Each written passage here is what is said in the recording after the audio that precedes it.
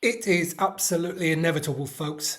The Lions squad that is initially selected is never the one that eventually gets on the plane.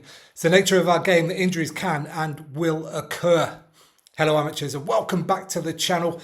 I'm going to be here with you till the end of the Lions series and beyond, so hit subscribe to make sure you don't miss out on any future episodes. Now then, out of the tour, very sadly, Zander Fagerson has been plagued with a calf injury for a little while now and today was officially ruled out. I mean, the fact that he toured last time out will be of scant consolation. I can only imagine the disappointment. Thoughts out to Zander. Hope you get fit and well as soon as possible. But that means in comes Finlay Bealham. And I'm a fan of Finlay Bealham. I think he's a fantastic scrummager. Someone that small can play tight head. The ability for him to get his back flat at a low level, I don't think there's many in world rugby that compare, to be honest. So I like Finlay Bealham. I think he deserves his spot in place of Fagerson. Also in for this week's training camp in Portugal, because of all the availability issues that Lions have got this week with finals rugby coming up, Leinster and Leicester and Bath all have Lions in their squad. It means they're very, very short at both hooker and tight head. So in for this week's training camp come Jamie George, of course, an absolute Lions legend as far as I'm concerned. 3 Test Lions caps in New Zealand, twice before touring. So I'm delighted for him that he's going to get a chance, hopefully, to wear the Lions shirt again. But the subject of this video really is Opoku-Fordjour. This young man is a rare animal, especially in today's world. Let's not forget that. He can scrummage on both sides and he can do it very, very well. Days gone by, there was numbers of props that could scrum on both sides. It was a lot less rare back then because there only ever used to be one prop on the bench. But interestingly, it was a Lions series, the 2009 series, when the Lions lost 2 props in a test match and there were uncontested scrums. It was after that that we started having 8-man benches. So Opoku-Fordjour can scrum both sides. He's only 20 years old. He's still only 20 years old. He's got a test cap already last year against Japan. And he was name-checked by John Fogarty, the Irish scrum coach and now Lions scrum coach, obviously, earlier this year. Joe Marler mentioned him. I think it might have been Opoku-Fordjour's Premiership debut. If it wasn't his debut, it was certainly the first time he played against Marler. And Joe Marler remarked post-game, in the post-game interview, so immediately fresh in the mind what this kid was like. He said, yeah, he's good. And that means a lot coming from somebody who was an out-and-out scrummager, certainly in his later years, like Joe Marler was.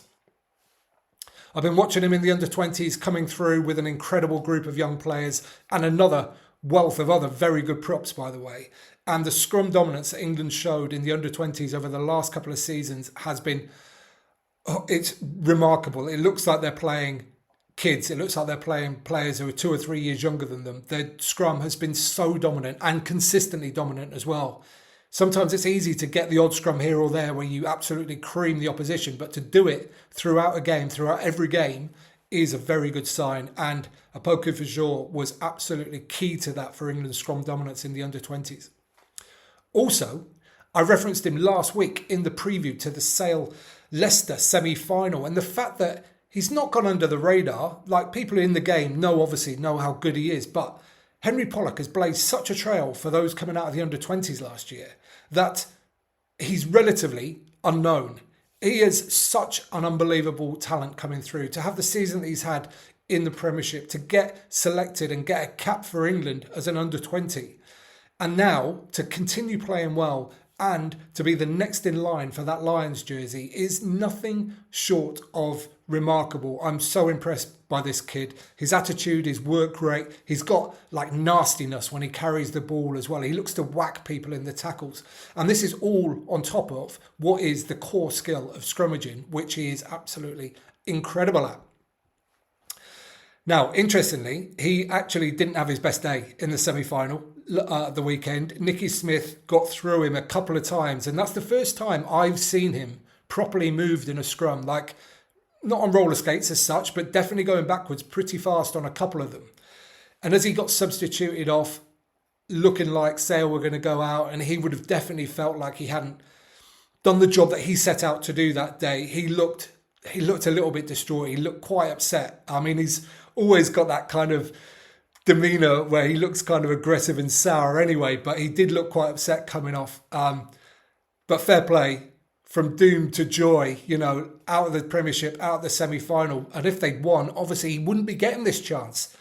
So it's an interesting quandary, you know, but take the win in terms of Lions selection. Go and have a brilliant time out in Portugal, and hopefully he'll get a game against Argentina.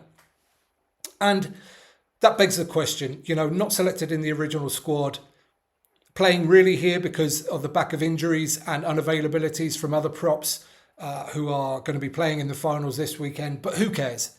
Who cares? If you get to wear that Lions jersey, if you get to represent the institution that is the British and Irish Lions, then who really cares? Unless you're part of the Geography 6, then lots of people care. Okay, that's what I think. Massive congratulations to Jamie George, Finlay Bealham, and especially Asha Opoku-Fordjour. Commiserations, Zander Fagerson.